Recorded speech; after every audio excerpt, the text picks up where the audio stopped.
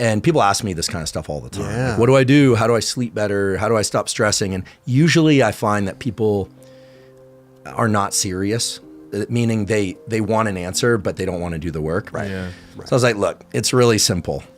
Can you not eat until 2 p.m.? I was like, yeah, I'm not hungry in the morning. I'm like, great, drink coffee, drink water, and in the morning, get up and just get on, either run or get on some exercise bike and just pedal like someone's chasing you with a syringe full of poison. Right in the morning after when you wake up. Yeah, or, after a few minutes, give yourself some time, go to the bathroom.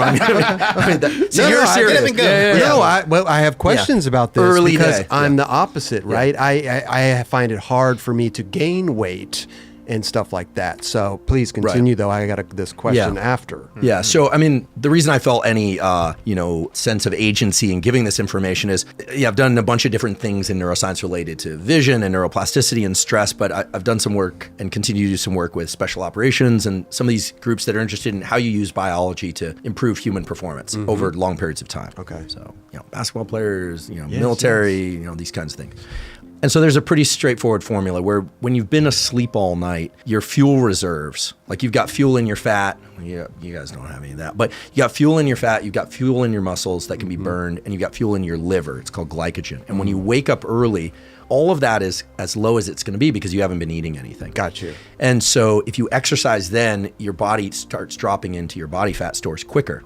So what I was trying to give Mike was a tool that would allow him to see some results really quickly. Oh. So I said, look, do it fasted and then continue to hydrate and then eat your first meal in the afternoon.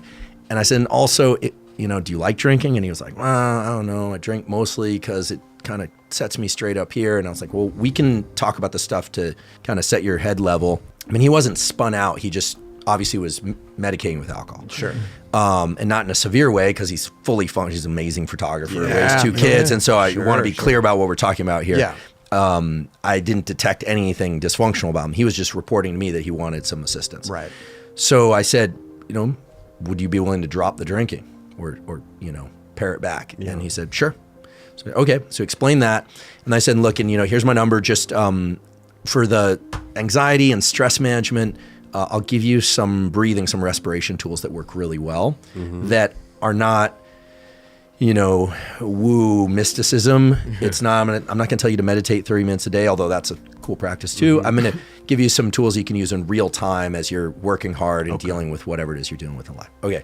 So that ends, the conversation ends, and Greg Hunt was there too, who I knew from growing up. Yeah. Talked to Greg a little bit. And then a year later, Mike reaches out and says, hey man, thanks for all that stuff you gave me. I was like, oh, cool. And he's like, I lost 60 pounds and I haven't had a sip of alcohol since we talked last and feeling pretty good.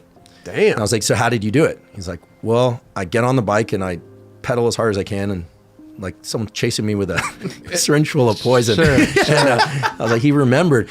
And I was so impressed. Like very few people can just take the menu and just do it. Go. Right? Right. And maybe it's his Midwest upbringing. I mean, he did get gifted a AK rifle for his 9th birthday, living in Ohio growing up. I mean, Mike's, yeah.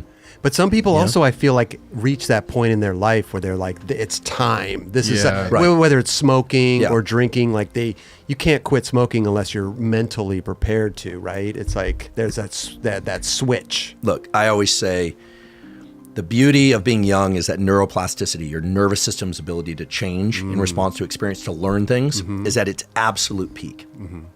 However, you don't have that much control over your life when you're young, right? Especially when you're really young.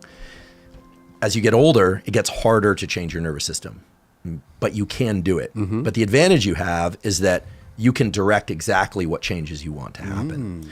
And so there are 2 different ways to change your nervous system depending on whether or not you're younger or you're older. And it's not like the gate drops right at 25. It just tapers off. But Mike made the decision, and I always say, you if somebody is an adult, you can't change their mind. Right. You literally can't.